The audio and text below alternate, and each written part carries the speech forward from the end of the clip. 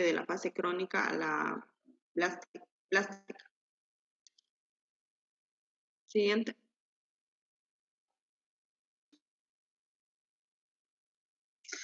Buenas noches, doctora. Yo le voy a hablar sobre la sintomatología de la leucemia, los síntomas de las leucemias mieloides crónicas.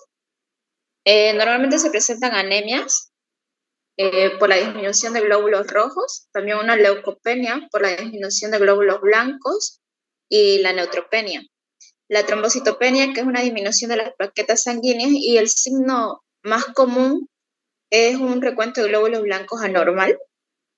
En los síntomas más comunes se encuentra la palidez, el cansancio, fatiga, moretones en toda la piel o sangrados en algunas ocasiones. También dolor de huesos o articulaciones y dificultad para respirar, como también recurrentes infecciones por tener las defensas tan bajas. Siguiente, por favor.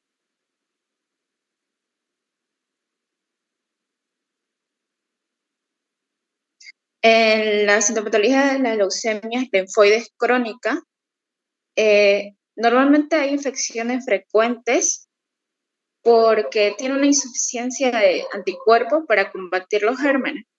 También hay un cambio en los tipos de cáncer a más agresivos. Pueden desarrollar un tipo de cáncer más agresivo como ser llamado linfoma difuso de linfocitos B grandes, y los médicos a veces se refieren a este tipo de cáncer como síndrome de Richter.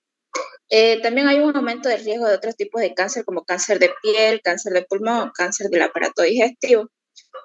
Existen problemas inmunitarios, pueden desarrollarse un problema del sistema que hace que las células que combaten la enfermedad del sistema inmunitario ataquen por error a los glóbulos rojos, que esto se le denominaría como anemia hemolítica autoinmunitaria. O en otros casos puede también a las plaquetas, que esto sería trombocitopenia autoinmunitaria. Los síntomas más comunes son la sudoración nocturna, fiebre, inflamación de ganglio, fatiga persistente, picazón o sarpullido, infecciones frecuentes, la falta de apetito, la pérdida de peso y el dolor articular. Siguiente.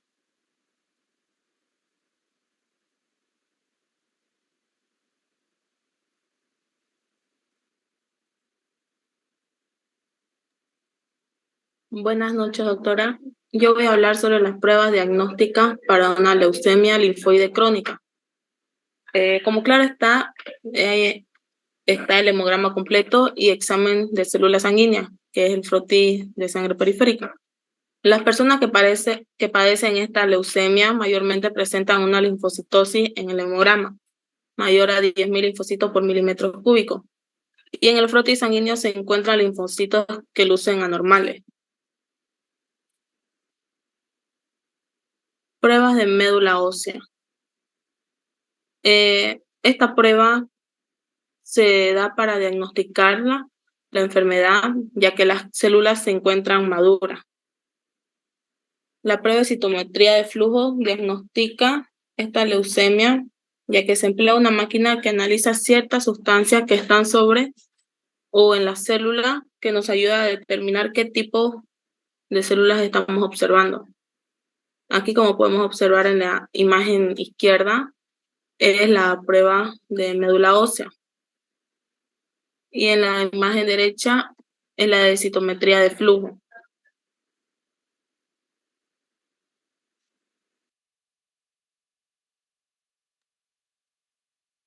Buenas noches, doctora. Buenas noches, compañeros. Las pruebas diagnósticas para que nos confirmen una leucemia mieloide crónica está en las pruebas como es el hemograma completo, el examen de células sanguíneas de frotis de sangre periférica, en el cual las personas que van a padecer de esta leucemia mieloide crónica mayormente van a presentar, una leucocitosis, como bien lo decía mi compañera, arriba de 100.000 leucocitos sobre milímetros cúbicos, en el cual los eritrocitos se observarán de manera normal y las plaquetas estarán aumentadas. estarán aumentadas las plaquetas, ya que, como lo indicaba mi compañera, por causa del cromosoma de Filadelfia, pero se va a producir una enzima anormal, que es la tiroxinasinasa. Esta enzima es la causante de que crezca y se dividan sin control. Y también haremos un recuento diferencial encontrando granulocitosis con mielemia y sin hiatus. La presencia de mielocitos, que estos van a ser las células inmaduras, los metamielocitos, que son unas células más pequeñas, bueno, su forma es más pequeña y tienen son pequeños, son de tamaño pequeños y su forma es en forma de riñón. Siguiente, por favor.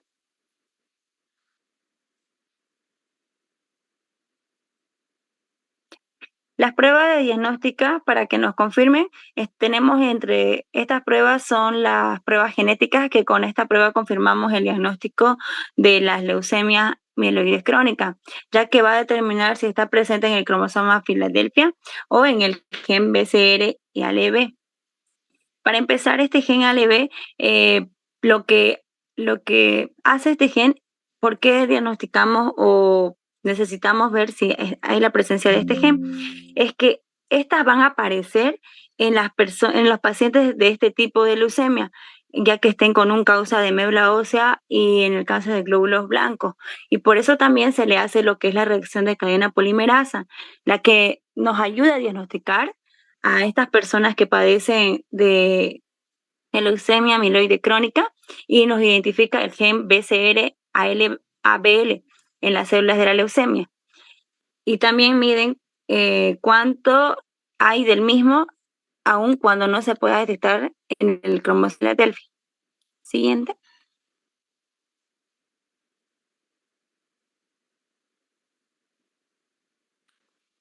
Por último, tenemos la prueba de médula ósea. En personas que padecen con leucemia amiloide crónica, sus células son hipercelulares. Los números van a ser elevados de las células productoras de sangre en la médula, ya que están repletos de células leucémicas. En esta también se puede ver lo que es lo que indica el aspirado de la médula ósea, que en lo que vi, que es el valor normal, es el 50% de lo que son los mononucleares y van a estar elevadas a un 90%. Gracias. ¿Usted es Maribel Beltrán o es Maribel Mamani? Maribel Beltrán Mamani. Ahí está mal, mi apellido es Maribel Beltrán Mamani. Tienen que corregir eso, ¿ya? Ya, doctora. Y no se olviden mandar al grupo WhatsApp. Está bien, doctora. Entonces, acá las leucemias crónicas es de progresión lenta, ¿no? Y predominan células más las maduras que las inmaduras. Hay un 10% de blastos en médula ósea y en cambio en las leucemias agudas hay un 30% de blastos. Esa sería una diferencia a nivel de médula ósea. En lo que es el hemograma, como ven, es una increíble cantidad de leucocitos. Como ayer veíamos en el laboratorio, por ejemplo, habían campos llenos de leucocitos. Entonces, estos pacientes tienen los diferentes estadios de maduración, ¿no? Desde el blasto hasta a lo que es el neutrófilo maduro, pasando por todos los estadios de maduración. Cuando hablamos de que no tiene hiatus, ¿no? Significa que el hiatus es presente en la leucemia aguda, donde pasa de la célula más inmadura, el blasto, a la célula madura, el neutrófilo. Entonces, esa es la diferencia.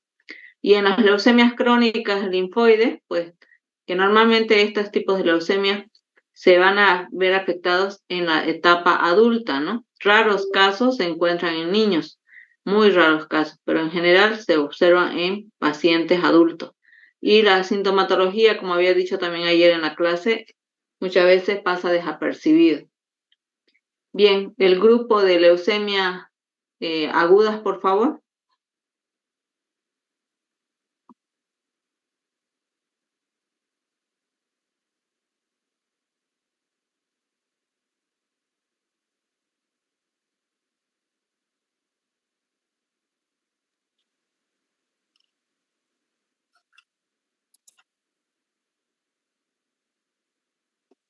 noches, doctora. A mi grupo le tocó exponer las leucemias linfocíticas y no linfocíticas. Como una introducción, decimos que la leucemia aguda es una neoplasia hematológica que se caracteriza por la proliferación incontrolada de células madre hematopoyéticas en la médula ósea. La leucemia linfocítica aguda es un tipo de cáncer de la sangre y la médula ósea en el cual se producen células anormales inmaduras que se llaman linfoblastos. T.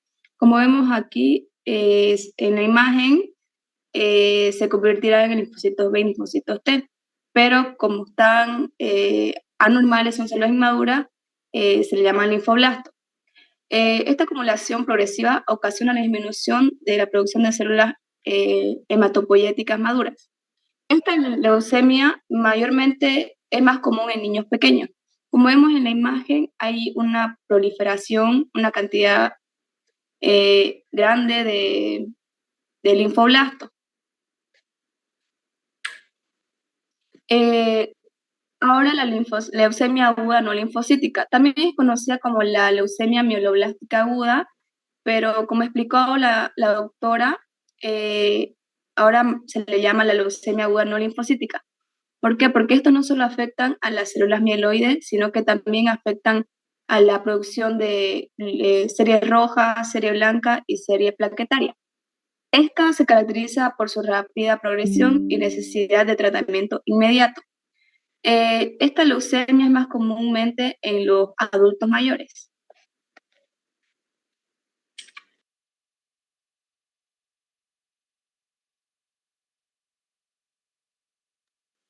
Con el diagnóstico va a seguir mi compañera. Buenas noches, doctora. ¿Me escuchan? Sí, se le escucha. Ya.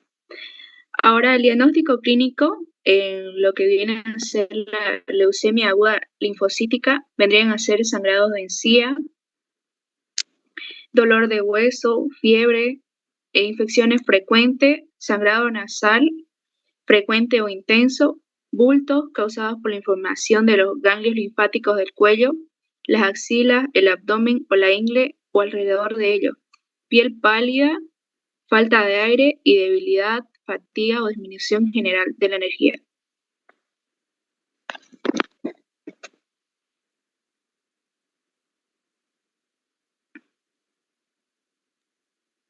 Buenas noches, doctora. Voy a exponer acerca de las alteraciones en el hemograma. Bueno, voy a comenzar con la leucemia aguda linfocítica. El hemograma muestra típicamente anemia. Cuando la leucemia es aguda es normal que muestre anemia, así que esta anemia la vamos a ver en la leucemia no linfocítica y también en la leucemia linfocítica. Bueno, también vamos a tener trombocitopenia, que es la disminución de las plaquetas, y también vamos a tener leucocitosis.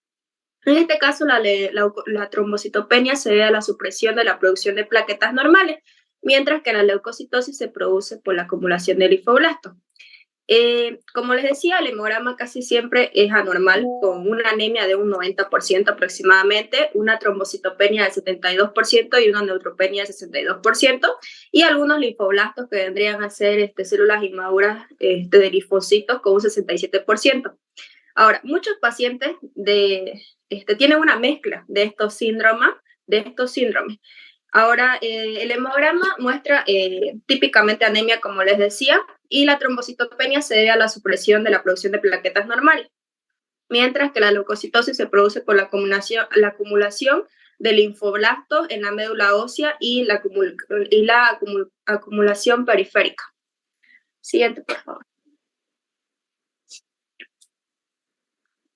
Ya, ahora si hablamos de la leucemia aguda no linfocítica, podríamos decir que el 90% de los casos tenemos una cifra de glóbulos blancos o leucocitos con presencia de blastos, que vendrían a ser las células inmaduras o células anormales. Además tenemos también una anemia del 80% y una disminución de cifra de plaquetas. También tenemos trombocitopenia en un 80%.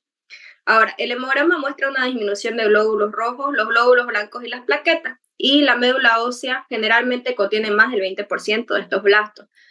Entonces, además se pueden realizar pruebas adicionales que más allá les van a explicar mis compañeros para evaluar estas alteraciones genéticas y proporcionar más información para tener un pronóstico. En esta anemia también tenemos presencia de blastos en el frotis sanguíneo y es significativo. Y tenemos el hiato leucémico que decía la doctora, donde tenemos la ausencia de los elementos intermedios, ¿no? Es como que se pasa desde lo más inmaduro allá a la célula madura y no tenemos las células intermedias. Siguiente. Buenas noches, doctora. Ahora vamos a pasar a lo que es el frotis sanguíneo. Como ya hemos dicho bastante, tenemos dos tipos de glóbulos blancos inmaduros, que sería la leucemia linfocítica aguda, en la cual se van a encontrar los linfoblastos, y la leucemia no linfocítica aguda, que también se la conoce como mieloide, que se encontrarán los mieloblastos. Y antes de pasar a lo que es el frotis sanguíneo, acá yo les puse la hematopoiesis como para hacer un recordatorio que inicia con la célula madre. Y aquí en la parte derecha vemos cómo del linfoblasto van a salir lo que ya vienen a ser los linfocitos tanto T como linfocitos B. Y en la parte izquierda está el mieloblasto, del cual se van a desprender lo que conocemos que son las los glóbulos blancos maduros, como basófilos, neutrófilos, eosinófilos y monocitos. La siguiente, por favor. Aquí está la fórmula leucocitaria normal, que es la que conocemos, que es para que una ayuda a memoria, que están los neutrófilos segmentados, los neutrófilos encallados, los linfocitos, monocitos, eosinófilos y basófilos, para que se acuerden un poco su morfología y puedan reconocer bien las alteraciones. La siguiente. Aquí es como se ve en el frotis sanguíneo, el normal. Aquí el linfocito es el que va la célula madura de los linfoblastos, y los eosinófilos, los neutrófilos, basófilos y los monocitos son las células maduras de los mieloblastos. La siguiente, por favor. Ahora aquí en el frotis de una leucemia linfocítica aguda vamos a tener, como les dije, la presencia de los linfoblastos. En este frotis vamos a tener muchas células, glóbulos blancos inmaduros, muchos linfoblastos y pocos glóbulos rojos y plaquetas. Estos linfoblastos tienen una morfología característica, cuentan con un tamaño pequeño o intermedio en todo caso, un núcleo redondo o escotado y una cromatina fina, un nucleolo poco visible o escaso citoplasma, perdón. La siguiente, por favor. Ahora, así se ve lo que es el frotis de una leucemia mieloide aguda, con la presencia de los mieloblastos, los cuales tienen un núcleo irregular lobulado reniforme, y en ciertos casos pueden ser confundidos por monocitos, pero los mieloblastos tienen el núcleo pequeño y su citoplasma es menos abundante. No poseen el aspecto azul grisáceo que es característico del monocito.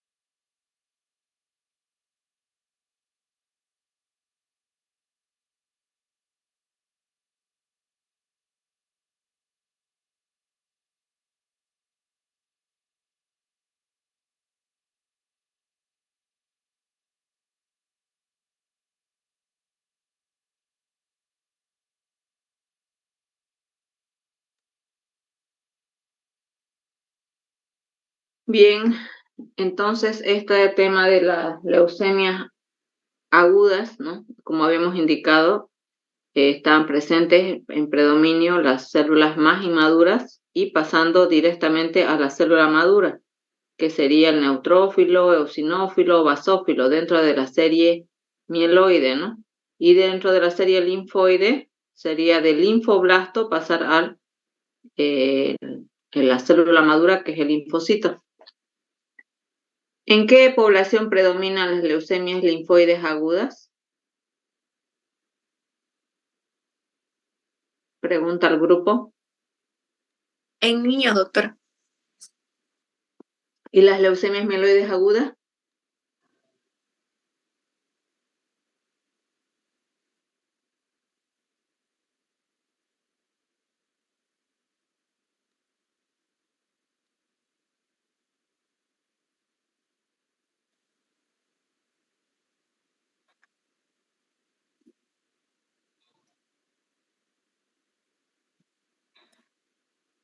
Las Pues, mieloides más que todo se dan en personas adultas y las linfoides mayormente es más común en niños.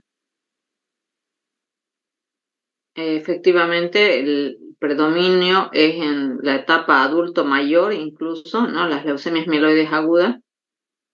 Y en cambio, las leucemias linfoides agudas predominan en niños, lo cual no excluye de que podría haber también en etapa adulta o a la inversa, ¿no? No excluye, pero sí es más frecuente de esa forma. Sí, doctora.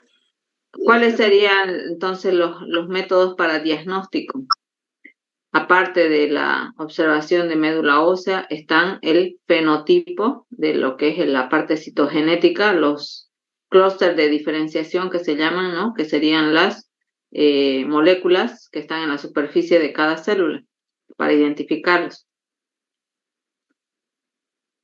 había un tema más adicional, ¿no? De coagulación intravascular diseminada. Está el estudiante que pidió que le dé el tema.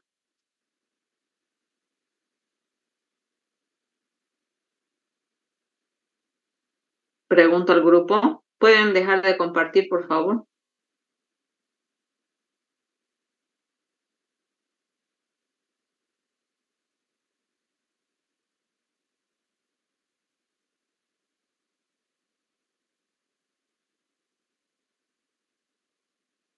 ¿No está entonces la estudiante que pidió dar el tema de coagulación intravascular diseminada?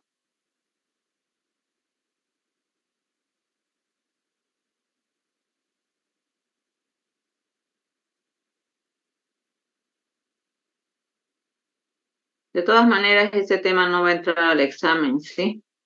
No sé si tienen alguna pregunta. Quedamos anoche de que va a haber un repaso el otro miércoles con preguntas o banco de preguntas para el examen.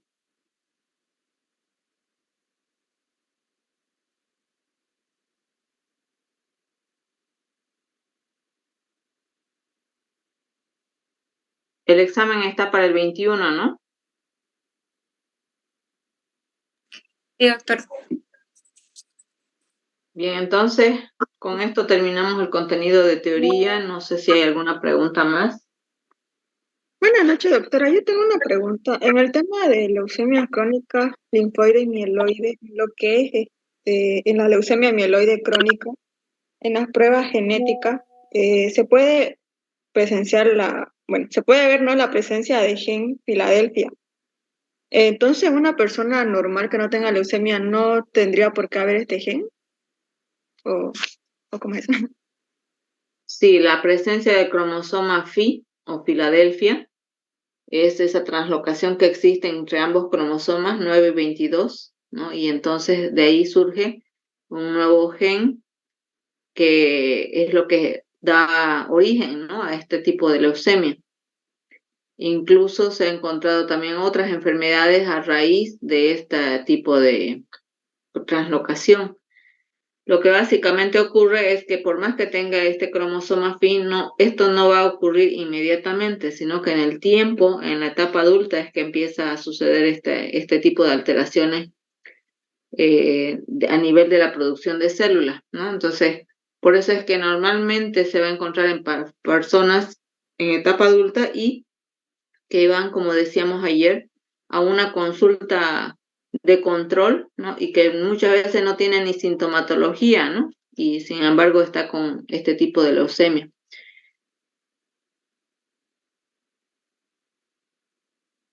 Ya, doctora, muchas gracias. De nada. Bien, ¿Yeli está? Sí, doctora, una preguntita. Entonces, ¿se podría decir que podría ser hereditaria, no, esa leucemia? Hereditaria no, porque es una alteración que ocurre de esa translocación. No es que ese gen así tal cual se va a heredar a su hijo. Ay, doctora, gracias. Nada.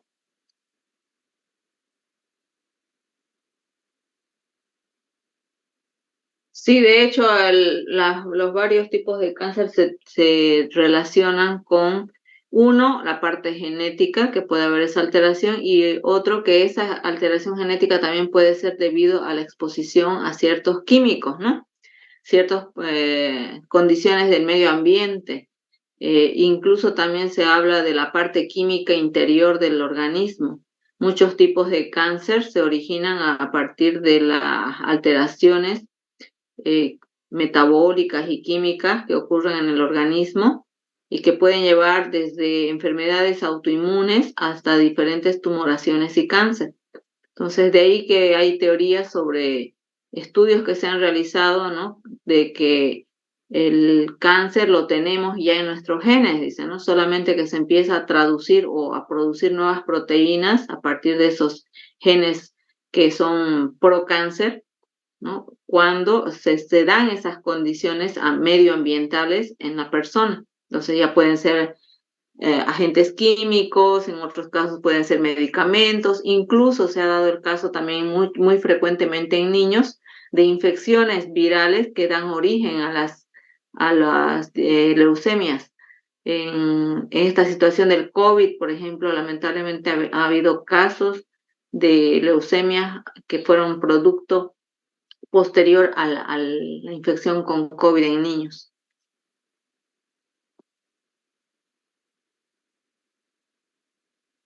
Si no hay más preguntas, jóvenes, entonces sería hasta el otro miércoles. Lo que sí, el informe de ayer está pendiente, ¿no? Lo tienen que enviar por correo electrónico. Todavía no he verificado Estoy teniendo problemas con los correos que tenía habilitados para los envíos de tareas de estos grupos B1, B2. Así es que voy a habilitar de alguno que tenga de otra materia. Les mando el correo electrónico al grupo WhatsApp para que lo envíen a través de ese correo y así podemos revisar su informe de ayer, ya solamente de leucemias, no de poliglobulia. ¿Está bien? Sí, doctor, igual auxiliar había dicho que lo podemos presentar para el primer parcial. ¿No entendí? Que el auxiliar igual había dicho que lo podemos presentar para el primer examen, para el parcial. Pero ya dimos el examen parcial. El segundo. Pero está bien, doctora. Se lo enviamos a su correo. Sí, es mejor por el correo porque el examen está muy de último y no va a dar tiempo para revisar su informe. Ay, ya, doctora. Está Ya, bien. entonces les encargo, por favor, les voy a pasar la fecha hasta cuándo pueden mandar su informe y sería a través de un correo electrónico que voy a usar de la otra materia que doy, que es fundamento. ¿Ya? Que tengan buenas noches y buen fin de semana también para los que ya estamos cerca, ¿sí? Hasta luego. Gracias, doctora. Hasta luego. Recording